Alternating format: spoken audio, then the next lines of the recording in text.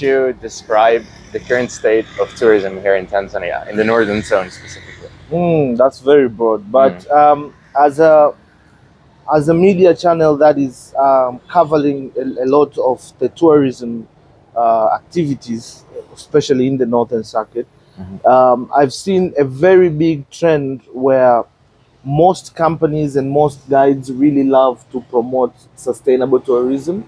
And like, there was a time I was interviewing a guy who takes plastics and converts them into like wood, which cannot be eaten by termites, and they use this to build camps in Serengeti.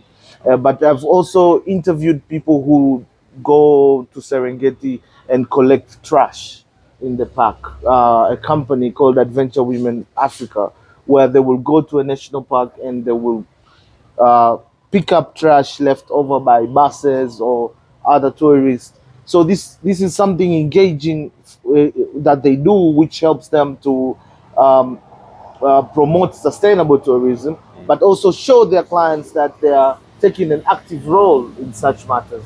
But I've also seen a very big rise in like using also sustainable energy. A few companies are starting a trend where they're using electronic cars, which is something that you would think would not catch on in the recent years.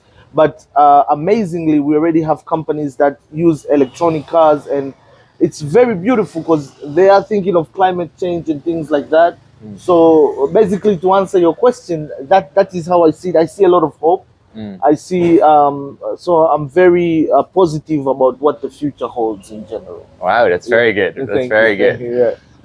And I think you have a lot of information that could be very valuable to my research as well. Maybe you can tell me a little bit more about what you're doing and what your job and role is in the tourism industry. Okay, so what I do is I'm a trainer. So I'm a tour guide trainer. I work at a college called Professional Tour Guide School, where we train young boys or students to become tour guides. I'm sorry, Alexa, you're not young. But yeah, so my father, I come from a tourism family. My father was a tour guide, and my brother is a tour guide, and so I grew up in that environment. So when he started the college, it became like a family business, so we all come in and we chip in. But that's also where my passion comes in, where I do podcasts. So I majored in media production, and so when I started working at the college, I was like, how can I make sense of all of this? So that's when the Safari podcast was born, and so we started using it as a tool to teach students how to perform in interviews, but also broadcast their CVs to potential employers and stuff like that. And so, but now it has grown where we interview guides and we talk about things like what you're talking about, sustainable tourism. How can we prevent off-roading? How can we help local communities? And guides are coming in and sharing on the platform, and it's really growing and people are really engaging. And so yeah, that's what I do. I am the podcast guy. Very beautiful. I think it's a very good idea and very good to promote as well the people as tourism in general, and sustainability in tourism as well. True. Then a good question for you. Okay. In your opinion, what is sustainability? So, in my opinion, sustainability would be thinking about tomorrow, like thinking about the next person that's going to come in and actually preserving these heritage sites that we have. Because when like a place like the Ngorongoro crater, we've had a recent debate with two of the most prominent tour guides, Chacha Nyandongo and Glory Tobias, where they were talking about the park fees. Like, they were saying we should raise the park fees because the amount of plants in the crater is just a lot. A lot of cars are going in the crater, Yes. and that's ecosystem that we would love to preserve. And so it was a very big debate in the sense of what should we do? Should we increase the prices? Should we have a limited amount of people that can go in at a time? And so, what your question is, what is sustainable? For me, thinking of solutions like that is what sustainability is. Like, how can we make sure that we have the Ngorongoro crater for 100 more years to come, Yes. and not be filled with communities or hotels or whatever, or just a whole bunch of tourists there, and then we are killing what we actually love. You know? Yes, Yeah. it's very beautiful way of bringing it, I think. Thank you. And I've heard a lot about this as well, about your about raising the prices of conservation areas. During my interviews, I've heard a few people say that as well. And I think it's been a part of a government plan as well. I think the plan 2005 to 2010 to focus on the tourists that are on the top of the range. So especially for Serengeti and Ngorongoro, to focus on those. But do you have the feeling that they really that the government really pushed through on that? Yes, I think so, because we were talking about examples of places like Rwanda, where they raised from $500 to $1,500 to go see the gorillas, because the gorillas are endangered, and actually coming in contact with human, we share so much of the same DNA that they can get also infected with some of our diseases, or vice versa. And so seeing examples like that, I think they lay out a very good structure that we can actually follow, because it's not that we don't want tourists, we love tourists and we want them to come visit, but it's that we also have to preserve these heritage sites that we have. Yeah, totally agree. And I think that's a very good initiative if it's pushed through. I think that would be a very good way of dealing with, I think, over tourism as well. Do you think currently there is a lot of over tourism? Not because like now we're experiencing the low season because of the rains and stuff like that. So most of the tour operators don't sell tours during this month because it's very difficult. But also we depend on cycles like summer, winter, because like that's when a lot of people will want to come here. So mid-June all the way to October, and then maybe December. So those months we can see a lot of tourists. But as the government is planning to actually have almost 5 million tourists coming each year, but also seeing countries like France and Germany where they're doing numbers up to 100 million. I'm like, what's stopping us? Yes, you know? yes, definitely. Yeah. So you think that the ecosystems here, if the prices increase, they can handle the amount of tourism that? Yes, because they're already handling, like now the park fees in Serengeti is somewhere around $80 to $70. So they can they can already handle them in the small amount of price that they're doing. So if we only increase the price, it means that we'll get fewer clients, but also we will get high yield, in the sense of that the few will be paying a lot. You get me? Instead of having a lot, paying less, but also they are destroying the ecosystems as the numbers increase. Yes, totally. I totally agree. True. I read about plans to also develop the southern circuit, the southern safari circuit here in Tanzania. Yes. What is the current state of that? Do you have any information on that? Not a lot, but like most of the southern circuits, they are not pretty much developed. You know, like most of these parks, there has to be a lot of planning. Like Tanapa is doing a very good job in that, like making sure like the animals are there, enough animals, making sure that there's a reason for a person to come there. So places like let's say Ngorongoro, where they're trying to bring in new rhinos and stuff like that. So initiatives like that, if they could be adopted to the south, I think it will be also a very nice place, because the beauty about Tanzania is like we have so much green. Yeah, we have so much lashes of greens and forests, so animals can thrive in these places. So I think with the right planning and the right advocacy, we can reach to such desired numbers. Wow. I do believe so. That is really good. Okay. Yeah, I read a lot about the development of this, and that also combined with increasing the price for the like Serengeti and Ngorongoro, so that the middle range customers, so customers who cannot pay the increased amount of park fees, if they increase it a lot. There's some customers that come to Tanzania that will not be able to pay it, and so that they can go to the southern circuit to spread the tourism more evenly. Yeah, that's very nice. Actually, that makes sense. Yeah. Because then that means the numbers will trickle down to the south. Yes, yes, and so conservation areas will be less busy, less crowded. Yeah. Yeah. So that's nice information. I didn't know that. Thank you for that. Thank you. No problem. No problem.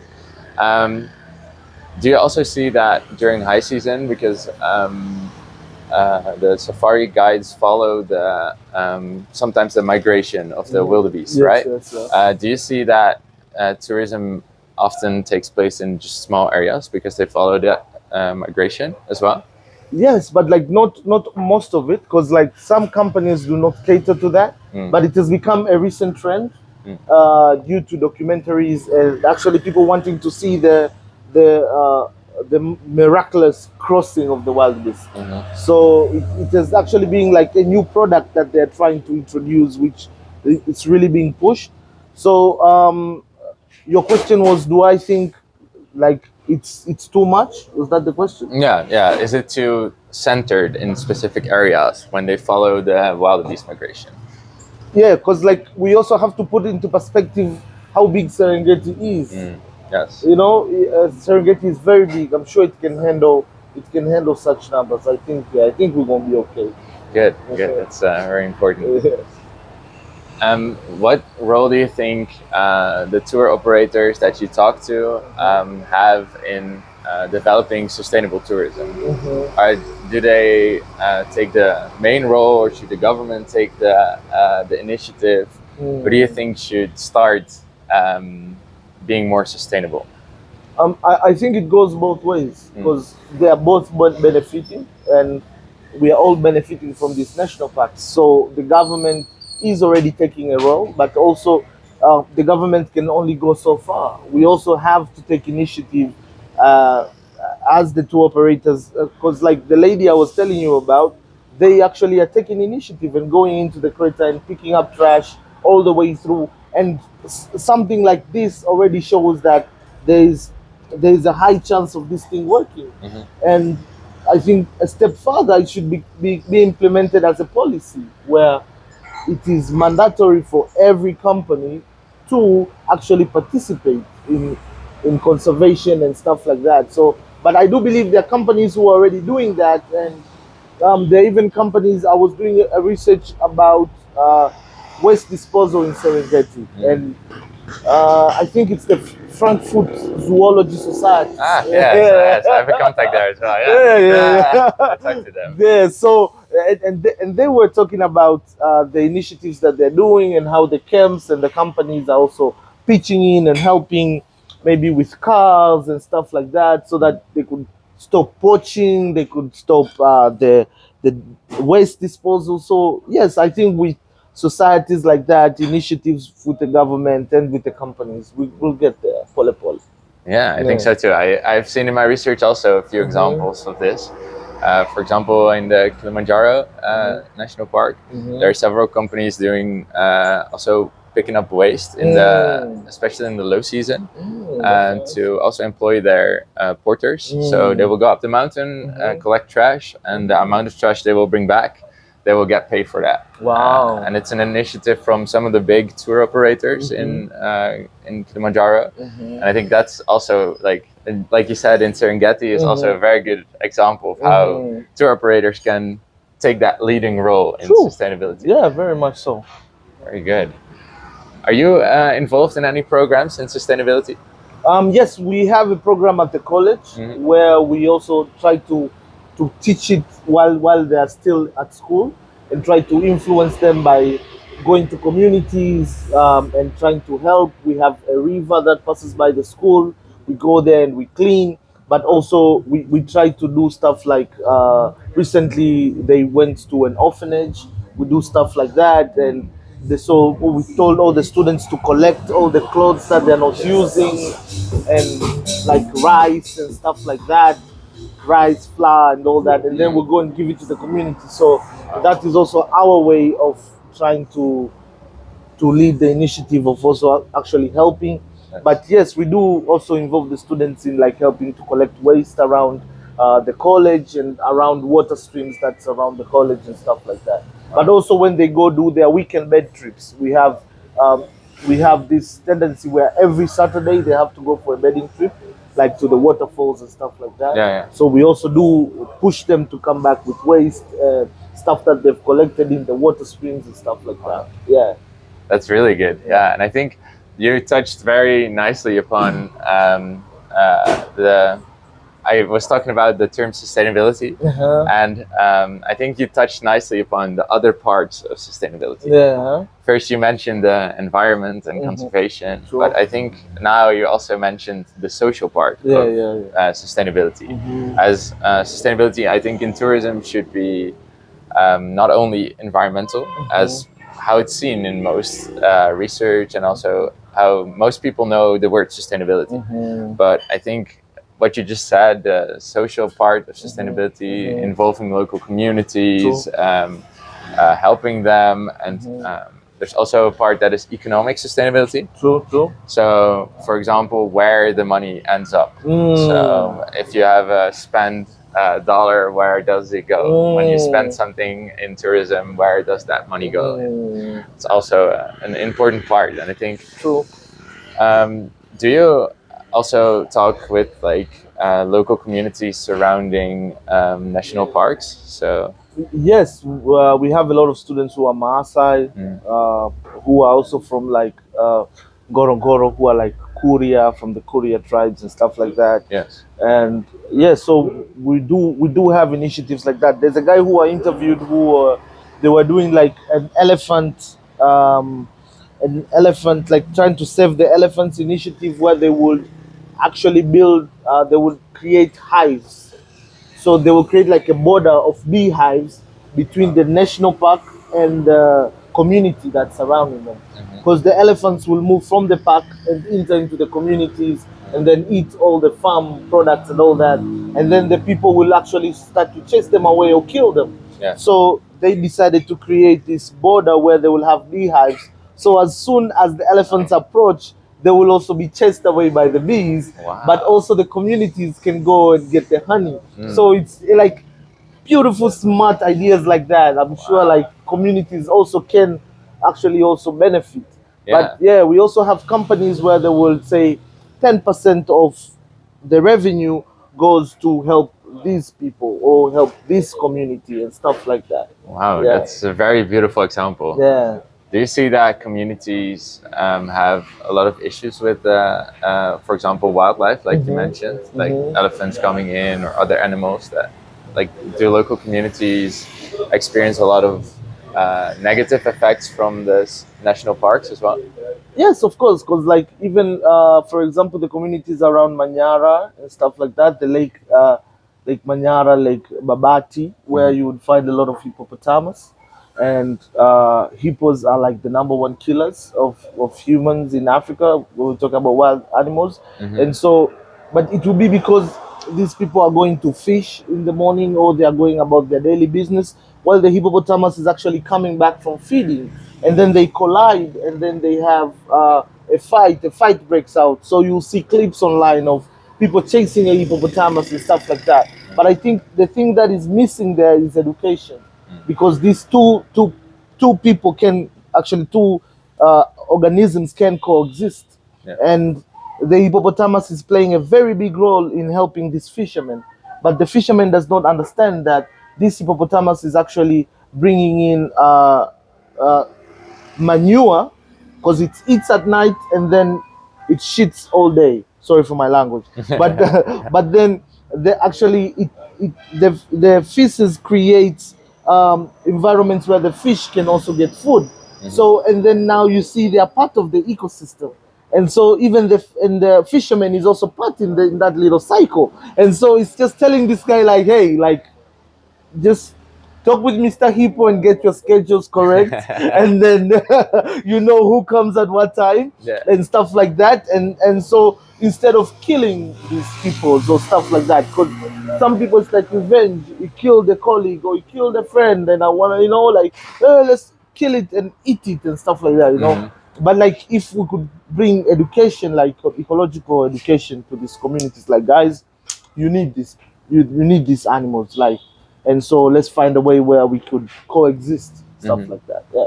Do you think this education is provided by, for example, governments? Yes, I think they are doing pretty much a big job, and we have seen with things like poaching, where now the government has even allowed for to have like wild butchers where they would sell this wild meat, but because they've seen that most natives, when they do poaching, it's actually for to sustain themselves, Yeah. to have food and stuff like that. But the big problem is when you have those like big people who are coming to poach like for tusks and horns and stuff like that. They're actually a bit more organized. You know, they are not like the small communities. So the government is trying to put forth effort to try to bridge that gap. Yes, I think it's doing a good job. That's very good. Do you think there's a lot of cooperation between local communities, governments, tour operators? Oh yeah, Do yeah. they talk together a lot, or is it like very distributed? No, no, no. I think they do talk a lot because they are in the same workplace. You know, like, so it will just be mundane not to speak to the local communities, like you. So like places like where you have the Hadzabe and the Datoga people and tourists go there. So the company has have to be involved. The government has to be come there and control everything. So yes, they actually do communicate and they do talk. Do you think there's a lot of difference in power they have? Several stakeholders. So does the government have very much power over others, or do the tour operators have a lot of power? Is there a What do you mean by power when you say power? I'd say power in a way that they can enforce certain things without the consent of others. No, no, no, no. I think the government reigns supreme on that. Yeah, most power lies to the government before the tour operators. Yeah. Yeah, that makes sense. Is it in politics also an important debate, conservation of national parks? Yes, but not so much. Not so much because with Tanzania, it's a bit different here. But like not so much talk on the whole conservation sustainability because it's not something that would really like a guy working as a border. He's not concerned about that. No. He's concerned about when is he going to make his next meal. Yeah. So whoever wants to get his vote has to come with the idea like, yo, I will make sure you get this and that, health and this. And so those are still things that the normal communities are thinking about, but it's actually communities that are near the national parks where you'd have politicians talk about such stuff, but not on a national level. No, that makes sense. That makes sense. Would you say that the economic distribution of the money that is made by tourism is fairly distributed among the people of Tanzania that are in the tourism industry? No, I don't believe so because like we've also this was also a topic on the debate and we were talking about the tourism industry makes a lot of money, but most of the money does not even stay in the country.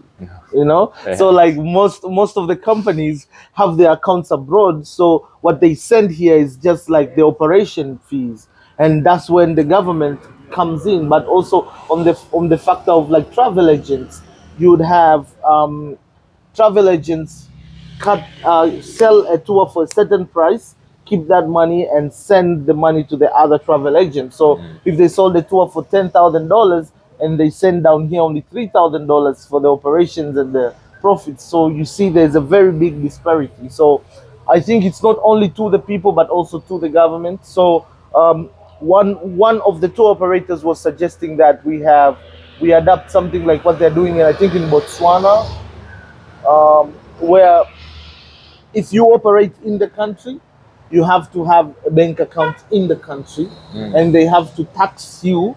So if you're a hotel or a company that's from abroad and you want to work here, you should have all your money here, and then if you want to move it, then you move it. But so what they do is that for them to get like travel visa, you have to show what company have you booked with, and are they local? Do they have a local account? And is the money coming into the local government? So I think initiatives like that, to your question, would really help to bring balance in the distribution of wealth. Yeah. Wow, I think that's a very beautiful Yeah, example. it's Yes, crazy. Yeah, yes. it's I haven't crazy. even found that anywhere. Oh, So it's thank really you. good. Yeah, thank you so much. You're welcome. You're welcome. And what do you then think about the distribution? For example, let's say, I don't know if you also interview guides for Kilimanjaro. Yeah, yeah, I do. Okay, let's say the distribution of money from a trip to Kilimanjaro, and then among the people that are working, do you think the money that people get, for example, let's say a porter, do you think that's fairly distributed with, for example, the money a guide gets? Oh no, no, no, no. That's nowhere close to being fairly distributed, and um, this actually comes because of things like education, and so like a guide will get more, even though he's doing less job than the porter, because he knows a bit about the atmosphere and all that first aid and stuff like that, the ecology, but we have seen this trend where most porters would even come at the college and they will study aspiring to being tour guides. So we have seen that trend happening a lot where most people move from porters into becoming tour guides, and even female porters who are moving from being porters to becoming tour guides. And I've actually interviewed a couple of them, and even the successful lady Glory Selema, who has camps in Serengeti and big groups of female travelers. She started out as a porter. Yes. So you see being a porter becoming like an entry level job, and then as time goes, maybe they could come into something else. But you also see tourists paying for porters to study and become tour guides. So there is that trend, but also on the other side, there's also people who have been porters for 20 years. Yes. And that's how they make an income, and they don't want to study, and they think they're already too old, they don't see that future. So the distribution, yes, they could pay the porters a bit more better, because I've had this story with one guy called EJ. He has also a company called EJ Kilimanjaro, and he was working for one big company in Tanzania, which shall not be named. But he said that the tourists were asking them like, "How much do you guys get paid? Yeah. How much does everything cost?" And the tourists could see that there's a very big disparity from the money that they paid. They paid almost $30,000 to come to climb the mountain, and all the charges and everything plus the guide does not exceed anywhere around $5,000. So you could see where the problem is stemming from. Yeah. So yes, I think people like the government should come in and put like a level of salary that porters have to get. I think stuff like that could really help. Like, you don't pay this guy under this amount, and this is the basis.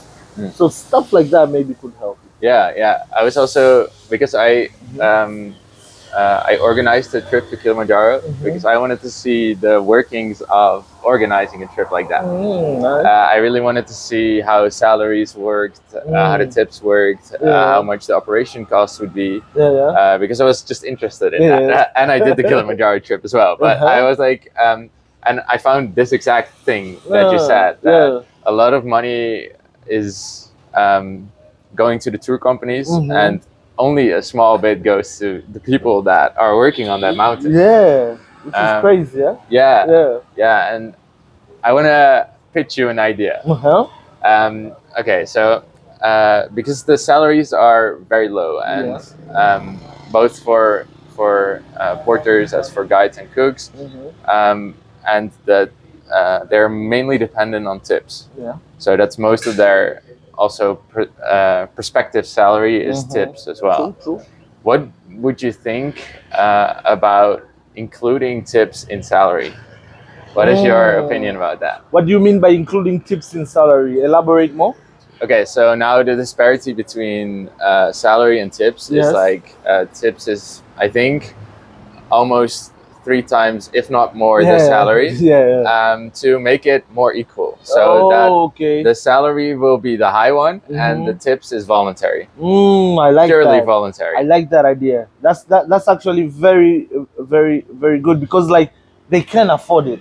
No, You know, like the client is already paying so much. yes, So and I think like the government should take initiative and do stuff like that. Like tips should be whatever you want, but salaries have to be on that level, because it just doesn't make sense. And the job is very difficult. it And is. and these people wear out. You know, like most of the people that I interview, they say like, John, like I can't do this thing for the next 10 years. My back is killing me. You Yeah. know, I need to change courses and go to Serengeti instead of climbing the mountain. So you see trends like that. Yeah. So that's a good idea. I like that. Thank you. Probably also adding healthcare, Yes, very important. making as well. sure like all companies have healthcare systems for all their porters, like mandatory. Yeah, You know? that would be very good, I think. Yeah. In a perfect world. Yeah, in a perfect way. Luckily, there are parties that are really fighting for this, That's which dope. is good. That's nice. Like the Kilimanjaro Porters Association. Yes. Are you familiar with them? Yeah, I'm familiar with them. Yeah. I think it's so good that they do that. Yeah. And try to fight for the people and the money to be good. Very cool. Um,